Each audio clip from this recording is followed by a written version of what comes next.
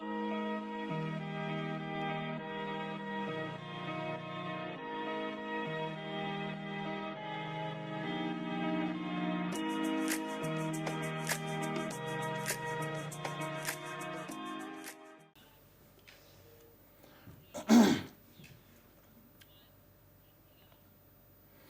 evening and greetings to all our viewers at Channel 260 Mpumakaba TV, Head to Toe with Dr. T. Thank you for being with us. Namhlanje niphathele our brand new specialist psychiatrist, uGqirha Siki Gwanya Mdletshe. Gqirha, can you greet our viewers? Thank you for traveling all the way to honor our invite. Can you greet our viewers? Thank you very much, and greetings to your viewers. Ababukeli be Head to Toe with Dr. Tebelele. Thank you for having me, and I hope we're going to enjoy our time together this afternoon. Kakhulu. Before I get even to the topic tonight, which is very interesting, perinatal mental health. Mental health generally is an issue, and this is August, and it's good that we're focusing on issues around pregnancy, childbirth, and then after, and see what women go through in terms of mental health. What attracted you to psychiatry? Wow. And this could be the signal. Yes. So doesn't attract that? What attracted me to psychiatry actually unfolded over several years. I think to be honest, the reason I came into medicine was to become a psychiatrist. Okay. It's very funny, actually. What attracted me to psychiatry as a child, I used to watch Days of Our Lives. Oh. Dr. Marlena. And I would think, wow, she would cast out demons, she would exorcise her patients, and then she would have patients that have multiple personalities, and there was all these very interesting things going on about how people would behave strangely, and somehow she would solve those problems for them with regard to their mental health, and with regard also to personalities. Now that was probably misfocused and misguided a little bit to think this is what psychiatrists do, but to be honest, that's where I'm going. So that was the initial attraction to mental health. And literally from that time around standard 6, I was like, okay, I'm becoming a doctor because I need to become a psychiatrist. Wonderful. Became a doctor, right? And then early on in the path, in my community service, got married, had our first child, and realized clinical medicine isn't quite the lifestyle. Yeah. That's it's demanding. It's quite demanding, and I wanted the quickest way to a job that didn't require me to be on call, that would allow me to be at home with my baby. I wanted to be a mother. So the maternal instinct kicked in, which is interesting because we're talking perinatal issues today. So that led to my detour into occupational medicine, which I think was a very valuable detour because during that time I got exposed to preventive health. I got exposed to treating populations as opposed to individuals. I see. I got exposed to strategic thinking and to the corporate spaces and Andinga Nongena Kuzo, where I strictly within clinical medicine. So for about a decade, I wandered around in corporate, in different industries, different companies, and even holding, corporate positions. Then within occupational medicine, I realized, mental health is following me. Yes. Because the impact of mental illness in the workspace is amazing. Big time. A lot of the time I was dealing with people within their workspace, but who were struggling as a result of mental illness, who either would need to be medically boarded, who would experience impairment in the workplace and subsequently disability as a result of mental health. And I felt, this was the main reason why I became a doctor, was Wonderful. To become a psychiatrist. In fact, that's why I even invited you, because we're celebrating women, and you're Yes. one of the women who have actually created a path But I remember in medical school, we used to be still as medical students. If someone pursues a certain path in clinical medicine, saying maybe he had a problem or she had a problem that is along those lines. But in your case, you've actually narrated a nice story. So you're also an author. You've written a whole book out of your whole life of being busy. The book is entitled Healed and Whole, Basic Concepts of Medical Insights and Biblical Truth for Your Mending. So you are trying to mend a whole lot of people, and you are beginning a nice way through mental health. That's right. Yeah. Well, our focus tonight is on perinatal. Perinatal means let's start with a pregnant woman or someone who's planning to be pregnant. What issues as no affect umtu in the perinatal period? Okay. So perinatal, as you rightfully say, Doc, it covers like period when you fall pregnant. Some people even say while you're planning to fall pregnant. In fact, right? I want you to start there. Yes. Because I'm dealing with fertility issues, because that can be Yes. stressful and it can affect a lot of people. That's right. So from as early as that, up until you've given birth, you have a baby, you know, we cover until about a year after Okay. you've given birth. So we cover perinatal period is that kind of wide, period, yeah, it's very wide. wide. And if you can imagine, for some women who give birth serially, so where mhlawumbe umuntu has 2 or 3 kids and there's a year's gap in between, you can imagine Dobana, a woman can literally spend, you know, a couple of years being within that perinatal period. It's a very significant time during a woman's life. I see. Anthropologists have coined a term abatihi matrescence. So you know, we talked about adolescence, right? So when we talk about matrescence, it's that period when I think it's really to just give a nod to the fact that it's a time of immense change within a woman's life. There's a lot of adjustment and adaptation to go through. You know, and that adjustment is both in terms of your internal experience within yourself, and also in how you relate to people around you. It's also in regard to changes in your body, you know, because umzimba uchinja kakhulu ngexesha of anticipating, experiencing and recovering from pregnancy. So during those periods, a lot of the time there's a lot of emphasis on physical health of a woman, and somehow yes is separate. I think the two are very closely intertwined. Okay. You know, izinto ze physical health abantu kuya kuthiwa, you know, when you're anticipating pregnancy, take your iron, take your folic acid. Yeah. You know, whilst you're pregnant, we're watching the blood pressure, we're watching the sugar, we're doing all kinds of things to make sure that physically you remain quite healthy as a woman. And a lot of the time, unfortunately, one of the biggest impact, which is the mental health impact, we tend to ignore it. Yes, I fully agree with you. If you look at follow-up, you know, the booklets that we use even to clerk, you know, abadlezana when they come either ukuzohlukudla or as we follow up the child, it's just a measly 3-question screening. You know, after you look at so many other things, you know, to determine ukubana, is this pregnancy going along well? Whereas in mental health, the one alarming statistic, I think maybe we can talk about why is it important to talk about these things. One alarming statistic I came across was of how the leading cause of death within the perinatal period of women who have given birth within that first year of giving birth is actually suicide and overdose, right? Overdose. When you think, that's right. Let me cut you there. We're going to take a short break and then we'll be back. That's a very interesting revelation. We will be back. Our viewers, stick to your screen. We're talking perinatal mental health.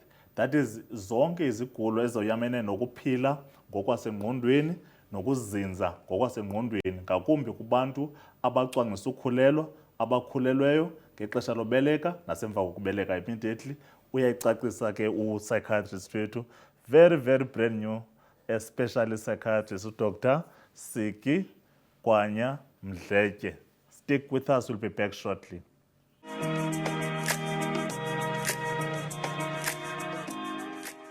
Welcome back. Thank you for sticking with us. Head to toe with Dr. T. We've got a specialist psychiatrist in the house, the author of Healed and Whole, Dr. Siki Kwanya Mdleke.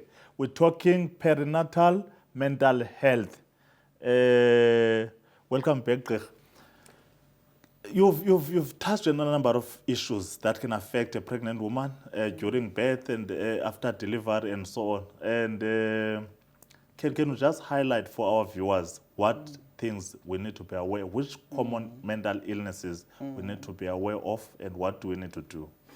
I think maybe I can backtrack a little bit just to cover into risk factors, because I think ibalulekile into yobana siyazi ukubana who should we look out for these things from, you know. Sure. So it's common to anticipate into yokubana I think it's important to anticipate that there can be perinatal mental health issues for women, for all pregnant women, all women who have given birth, but especially where there are adversities, where there is a history of mental illness. Okay. So a woman who has historically had mental health challenges, Okay. nokuba izeziphi, but also it is quite common for into yokubana mental health problems ziqale ukuvela during the perinatal period. Okay. So even when there is no history of mental illness, where there is a family history of mental illness,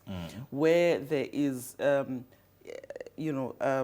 poverty and adversity, where the pregnancy is either unplanned or maybe even unwanted. Maybe the woman was raped, was not planning on falling pregnant. I see. Where there has been a lot of changes, where there has been bereavement either during or before, shortly before the pregnancy, where the support system is not there. Okay. So where there is a pregnancy, where the woman feels into yokubana eish andizazi uba ndizawuqhubeka kanjani As with part of this the support child. system, how important is this thing of husbands or spouses or partners accompanying women to perinatal visits? I think that is so important, Doc. It's so important, but I think beyond just the accompanying to the visit itself, support iyavakala, even because remember, perinatal visits are quite brief.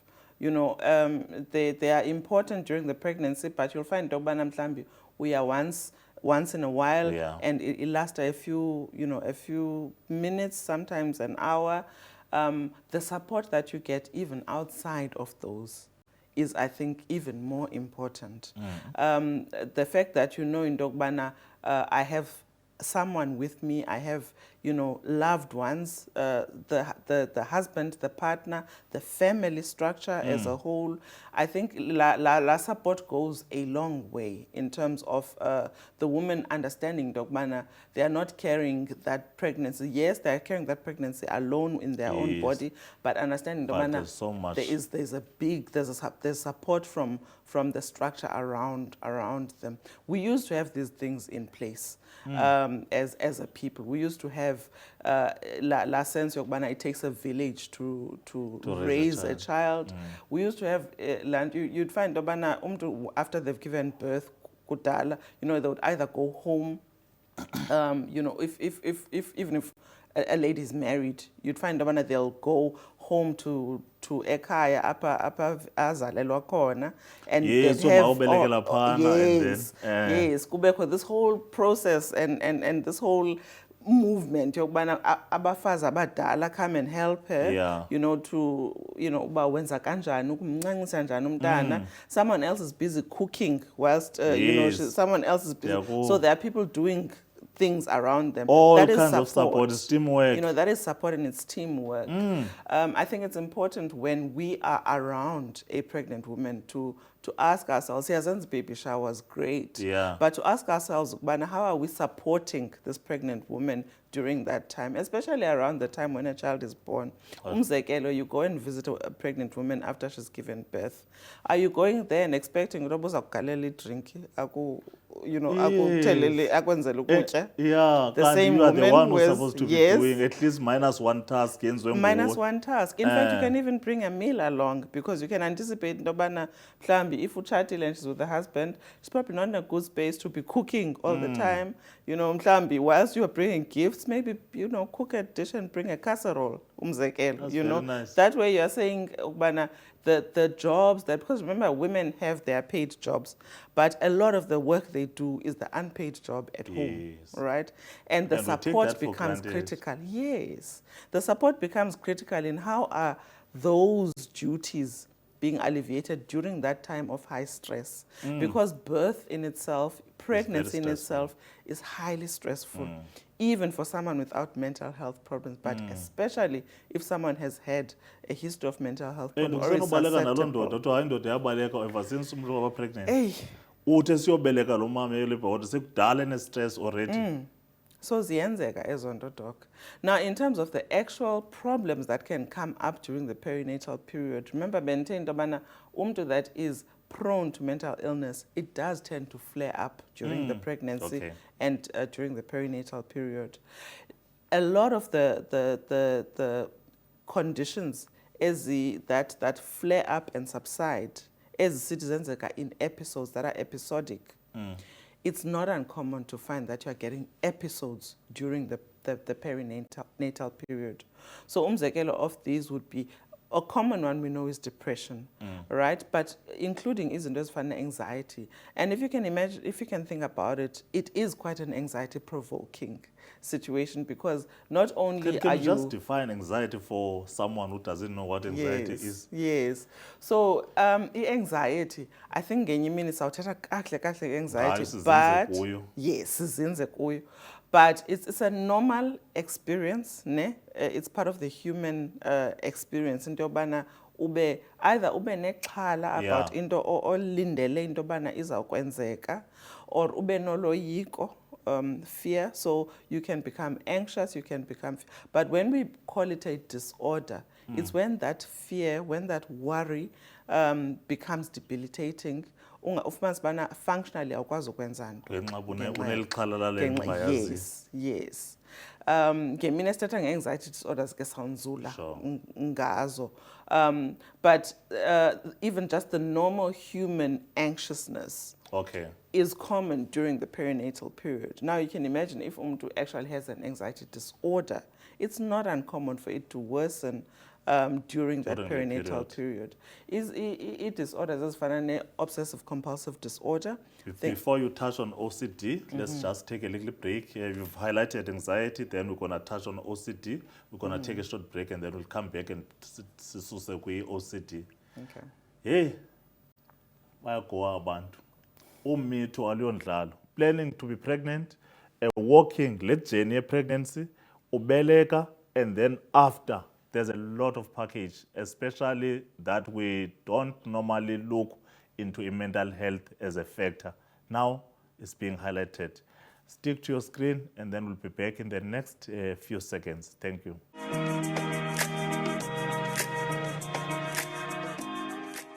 Namkelekile kwakhona ndandikade ndicimba xa kuthiwa umntu unesigulo sengqondo uxela abantu abaphambanayo kanti no. That's a big chapter. Into mental health is a very, very big chapter. Especially now that we've got psychiatrists who are now navigating it. Njengoba sibona into yoba umntu usenogula ngengqondo ehamba nje normal.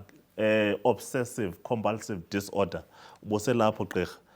Yes, so OCD yenye ye-disorders ekuvamisa into yokubana ithi flare up during la perinatal period. If you think about it, OCD siyibona ngezinto esiye sithi zi-obsessions.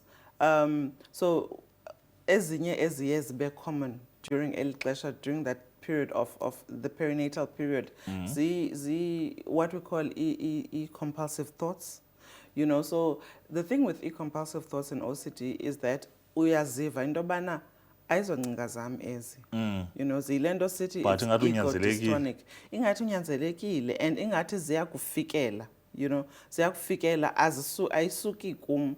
So umzekelo would be, for instance, ingcinga ethi you must harm your child. umzekelo.